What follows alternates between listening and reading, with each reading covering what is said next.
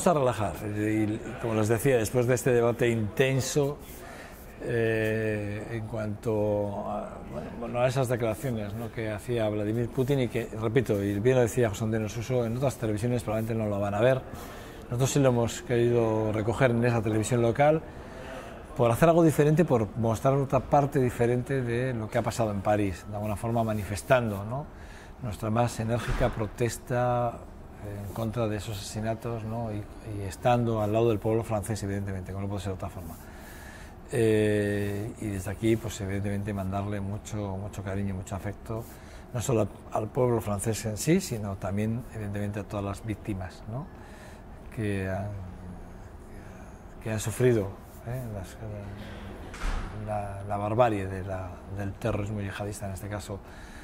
Bueno, pues nada, queríamos de alguna forma hacer un debate. Ya llevamos 2 días, lunes y martes, un poco hablando de lo sucedido el viernes, y todavía lo que nos quedará por hablar, porque a medida que van pasando los días, pues vamos conociendo más y más datos y más datos y más datos, más acciones, más reacciones, y bueno, pues al final es una noticia súper importante y evidentemente afecta a todo Occidente, porque al final es de lo que estamos hablando. Bueno, nos relajamos, bajamos un poco esa tensión y, bueno, ya ven, tengo un libro, vamos a hablar de literatura, Edgar Allan Poe. Vamos a hablar de relatos góticos de Edgar Allan Poe, y lo hacemos con Roberto Lastre. ¿Qué tal estás? Según buenos días, ¿qué tal estás? Bien. Tú hablabas ahora de todas estas cosas que están pasando, y curiosamente Edgar Allan Poe era uno de los abanderados de una cosa que se llamó un movimiento en Estados Unidos que se llamó el romanticismo oscuro. Estos románticos oscuros, que al final es la filosofía que abunda en su obra, planteaban que sufrían mucho por esa tendencia humana a la perversidad, a hacer el mal, ¿no? Se oponían a los trascendentalistas en que la naturaleza humana tenía esa tendencia a la perversidad, al mal, al dolor, a causar sufrimientos, ¿no? Y entonces, pues a raíz de lo que comentabas, te digo que la obra de Poe tiene esa esencia, es decir, el ser humano es imperfecto, el ser humano no tiene ningún tipo de toque divino, ni ningún tipo de relación con lo divino, es un ser contradictorio, que nació imperfecto, y como decía el filósofo Hegel, que también era contemporáneo, decía el ser humano, él decía el hombre, ¿no?, el hombre con H mayúscula, el hombre es por su naturaleza malo.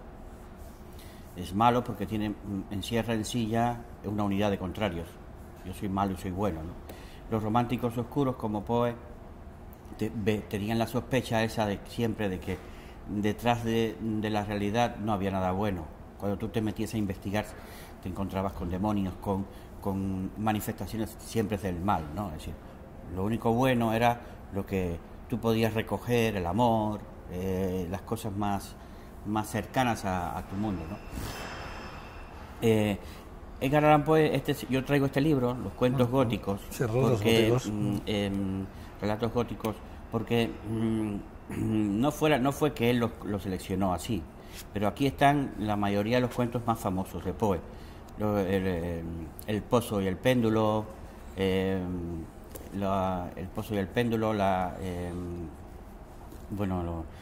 la caja oblonda, Berenice, es decir, los cuentos más famosos. Estos cuentos han sido, vamos a ver, padres y madres de muchos géneros posteriores. Date cuenta que Poe nació a principios de 1800, por 1809, porque tampoco se está muy seguro de eso, y murió en el 49. Sí. Pues entonces habrá vivido, ¿qué?, 40 años o algo así, 30 y pocos años, ¿no? Tenía en una novela, La carta robada, en un relato, mejor dicho, La carta robada, y en Los crímenes de la calle Morgue, que habrás leído tú siempre, lo leímos casi todos en la adolescencia, Los crímenes de la calle Morgue, había un detective que se llamaba Auguste Dupin, que casualidad, que es exactamente parecido a Sherlock Holmes de Arthur Conan Doyle. Por lo tanto, se dice que Arthur Conan Doyle le tomó el personaje a Edgar Allan Poe. Pero no solamente, porque Agatha Christie utiliza... Ahí sí la había oído yo. Agatha Christie también utiliza Entonces, a ese detective belga con nombre... sí lo había oído yo, sí. Con nombre francés, como aquel Auguste Dupin. Había otro, Maurice Leblanc, un novelista francés que se inventó a un competidor de Sherlock Holmes que se llamaba Arsène Lupin, pero qué casualidad. También, es decir, que este es el padre de ese tipo de novela detectivesca y también el padre de la novela negra. Un día vamos a hablar aquí de la novela negra porque en España esta tiene mucho auge. Sí, es verdad. Incluso ahora le han dado un premio Princesa de Asturias a un cubano, a Leonardo Padura, que es escritor de novela negra. Entonces, qué respaldo, ¿no?, se le está dando en el mundo del libro en España a la novela negra. Edgar Allan Poe también es el padre de la novela negra. ¿Por qué? Porque ese detective, por ejemplo, Auguste Dupin, es una persona que comparte con los escenarios con los delincuentes, vive en ese mundo oscuro, en ese mundo lleno de contradicciones, de ladrones y criminales. El detective se parece muchísimo al propio delincuente.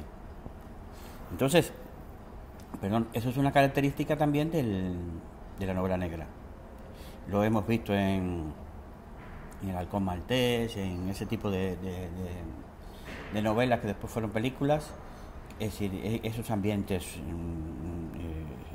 sombríos, y esto viene mucho del realismo, del romanticismo oscuro. Es decir, la realidad es oscura, bueno, de la hecho, realidad es relatos misteriosa. góticos es que la parte, Viene, claro, la parte gótica es esa parte, ¿no? Sí, él estudió de niño fue a Inglaterra con su padrastro. Él fue huérfano de pequeño, se llamaba Allan Poe, mejor dicho Edgar Poe, y lo acogió una familia que eran de apellido Allan, escoceses, y lo criaron, ¿no? Y él tuvo muchas contradicciones con su padrastro porque él siempre fue un chico muy singular, muy rebelde, y con ciertos problemas muy misteriosos, porque ya el hecho de su muerte fue muy rara, algo muy raro. Él le dice a su familia que se va a Nueva York a principios de octubre. Llega a Nueva York y de pronto aparece el día 5 de octubre en un parque con un delirium tremens, sí, con la ropa que no era suya. No sabía qué hacía allí, no sabía quién era, y en fin, y murió a los 2 días en un hospital, ¿no? Pero es que de joven, cuando se enroló en el ejército, de pronto estaba en Turquía y apareció en San Petersburgo. ¿Qué hacía ese hombre en San Petersburgo, no? Es decir, le pasaban ese tipo de cosas, y al final era también epiléptico, y quizás todo eso influyó también en su manera de ser, ¿no?, en los conflictos que tenía con su padrastro. En fin, hay una cosa también que él, yo creo que es el padre también de muchos géneros actuales, como la ciencia ficción. ¿Por qué? Porque Edgar Allan Poe era un chico muy inteligente y era muy bueno en física. Estaba en la universidad estudiando y era buenísimo en física, en química. Entonces aplicó todos esos conocimientos a algunos cuentos, a lo que se suma, digamos, la filosofía del romanticismo oscuro, que es que hay universos alternativos. Es decir, cuando tú miras a un sitio, ves algo, pero no lo ves todo. Siempre hay un universo paralelo, un mundo alternativo que tú nunca ves, ¿no? Y eso lo utilizó mucho en sus relatos, y por eso pues hace maravillas. Aquí en Relatos Góticos aparecen algunos cuentos que son ciencia ficción, claro. El surrealismo lo tiene muy presente. El surrealismo, por supuesto, él fue el padre del surrealismo, porque los surrealistas sobre todo con una novela que hizo, que no fue muy famosa, que eran las narraciones del marino Alan Gordon, algo así, Alan Gordon Pitch. Entonces, es tan surrealista todo lo que pasa, todo lo que cuenta el marino, esa persona que vive a través de la muerte. Hay una serie de cosas muy novedosas. Después hay que leer a Edgar Allan Poe porque, repito, es el padre de todas estas cosas, de la ciencia ficción, de la novela negra, del relato de terror, del relato psicológico. Fíjate, yo te voy a decir que había influido tanto en escritores tan importantes como Kafka. Exactamente. Fíjate tú, Kafka, con lo que es Kafka y lo que representa Kafka en la literatura, Julio Cortázar. Por ejemplo, estaba hablando a Thomas Mann. Fíjate tú, estamos hablando de escritores muy... Y hasta Rubén Darío le escribió los relatos raros, sí. Que se lo dedica a Edgar Allan Poe, el propio Rubén Darío, ¿no? Es decir, que fíjate lo importante de la figura de Edgar Allan Poe. Influyó mucho, incluso ciertas bases del género fantástico. Sí, sí. Vemos, por ejemplo, pues Indiana Jones, todo lo que sucede ahí, pero eso está en El Pozo y el Péndulo. O cosas de películas incluso de astronautas y esto. Pero si es que esto ya lo había dicho de cierta manera Edgar Poe, ¿no? Pero después también su estilo es muy bueno porque en otras ocasiones hablamos de autores del siglo XIX y pensamos que son muy retóricos, que ya el lector contemporáneo no está muy adaptado, como nos pasa cuando vemos una película de los años 50 o 60, que vemos que nosotros ya estamos adaptados a otro ritmo de escenas, de planos, en fin, ¿no? Y con los relatos y con la narrativa pasa igual. Es decir, estamos ahora en unas costumbres de creación literaria, buscando más la síntesis, más el lenguaje directo, en fin. Hay una cosa muy importante y es que este hombre también, pues digamos que es el padre del relato, pero el relato como obra de arte. Estos relatos lo hicieron famoso, muchos relatos lo hicieron famoso, porque él también quería vivir de esto. Es el primer escritor que se conoce que tiene la intención que tuvo la intención de vivir de su trabajo, de lo que le gustaba. Lo imitó su amigo Melville, el escritor de Moby Dick, que también pretendió eso y se arruinó. Es decir, porque el poquito dinero que ganó se lo gastó en la publicación de una novela. Hay una cuestión muy, muy curiosa, y es que el primer libro que publica Poe es un libro de poesía y se lo pagan los cadetes cuando él estaba en West Point. Todos los cadetes, sus compañeros le dan 75 céntimos para que él vaya y publique un libro. Lo digo porque tenemos los escritores la ilusión de ir a las editoriales, que las editoriales nos paguen, y sin embargo la mayoría de los grandes escritores de la historia se tuvieron que pagar y sufragar los gastos de sus libros. Es decir, que no le dé vergüenza a nadie de tener que pagarle o autoeditarse para pagarle a una editorial para salir a la luz, ¿no? Edgar Allan Poe, este autor, yo digo que es el padre del relato porque dijo las esencias más importantes para escribir un relato. 1, imaginación. 2, originalidad. Y 3, verosimilitud. ¿Por qué yo voy a escribir un cuento? Lo puedo escribir porque me da la gana, pero ¿por qué lo voy a intentar publicar? Porque es original. Es decir, nadie ha escrito esto, porque es fruto de mi propia imaginación y porque parece real. Yo tengo que contar algo que a mí se me ocurra, pero que parezca que eso es real. Que el lector diga, pero esto es verdad o es mentira, pero parece real, ¿no? Que se lo cree el lector. Entonces, claro, ahí está la credibilidad del... Y después que él se basó también en una teoría física o en principios físicos de que todo tiene un núcleo y una esencia, y los demás son manifestaciones de esa esencia, ¿no? Pues el cuento tiene que tener una esencia, un núcleo, y toda palabra tiene que responder a ese núcleo. toda frase, todo giro, toda circunstancia, gira alrededor del núcleo. todo tiene que responder a ese núcleo. Es lo que se le llama pues el relato, digamos, cerrado, ¿no? Tiene que estar cerrado todo, tiene que estar...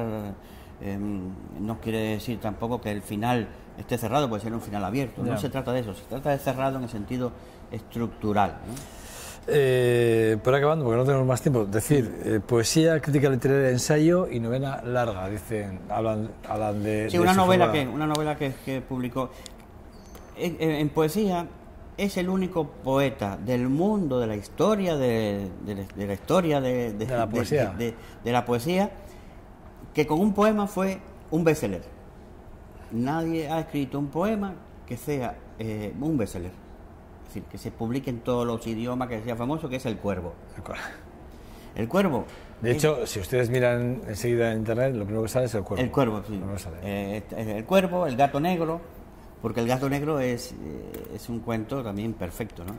El Cuervo, además, tiene una estructura poética y una que es impresionante. Tenía que ser un bestseller. Hay una cuestión también importante antes de terminar, y es que este hombre, aunque quería escribir para vender, decía que el objetivo fundamental, la meta de un cuento o de un poema o de cualquier cosa que hagamos, que se escriba, es la pretensión estética. Yo tengo que, aunque quiera entretener, mi finalidad es que esto sea una obra de arte. Yo creo que ese es el consejo que le dejo a los escritores. Yo puedo escribir cualquier cosa siempre y cuando mi finalidad sea estética. Si no, no estoy escribiendo, no estoy haciendo literatura. Está claro. Estoy escribiendo entretenimiento, escritura banal, efímera o poco trascendental, ¿no? Y hay una parte, y acabamos ya de tener más tiempo, pero sí que es verdad que hay una parte que no hablamos de Edgar Allan Poe, que es la parte periodística, que también escribió muchos artículos, que le pasó a Voz, que es el seudónimo que utilizaba Charles Dickens, que bajo el seudónimo de Voz escribió muchos artículos de la noche londinense. Pues en este caso Edgar Allan Poe también escribió muchísimos artículos. Y fue uno de los pocos salarios que recibió como periodista. Bueno, es que, de hecho hubo un momento que llegó solo a vivir de ello, solo dos artículos escribía. Él se enroló en el ejército para que le pagaran, para tener dinero y poder escribir y tener aventuras, y después ya le consiguieron un trabajo de periodista y vivió solamente de eso. Solo de eso, sí. Del periodismo, de lo que le pagaron por eso. No queda que se escapase ese dato, porque ese dato probablemente uno de los datos importantes. Pues hay que leer a Edgar Allan Poe, es el padre de todo. Cuentos góticos, es la propuesta que hoy nos traía. Relatos, claro, al final. Porque son largos. Relatos góticos de Edgar Allan Poe es la propuesta que hoy nos trae aquí Roberto Lastre, mi buen amigo. Que, por cierto, ¿hoy tenéis presentación? No. Esto lo tuve ayer. Ayer tuviste la presentación. Sí. El libro de Ángel Lacerna, Solitudine. Una presentación muy interesante porque habló el libro. No había nadie. El día 20 iremos, este viernes iremos a la presentación de José Manuel Cámara. Sí. José Manuel Cámara es heredero de Edgar Allan Poe. Uy, qué responsabilidad. Yo no sé si qué responsabilidad acabas de dejar a mi buen amigo José Manuel Cámara. Pero tú te lees a Edgar Allan Poe y te recuerdas de... ¿Ah, sí? Y te recuerdas de Cámara. Qué responsabilidad te ha dejado, José Manuel. Ya lo comentaremos el día de la presentación. Bueno, es que ricasco, Vale, un abrazo. Siempre es un lujo tenerte. Bueno, pues gracias a vosotros. A ti, un abrazo. Nada, hasta aquí, este 2.5 Gasteiz. Nada, lo dejamos ya con Miriam Martín, que está esperándonos, está ya en las puertas, aquí con Mediterraneando. Agur, agur.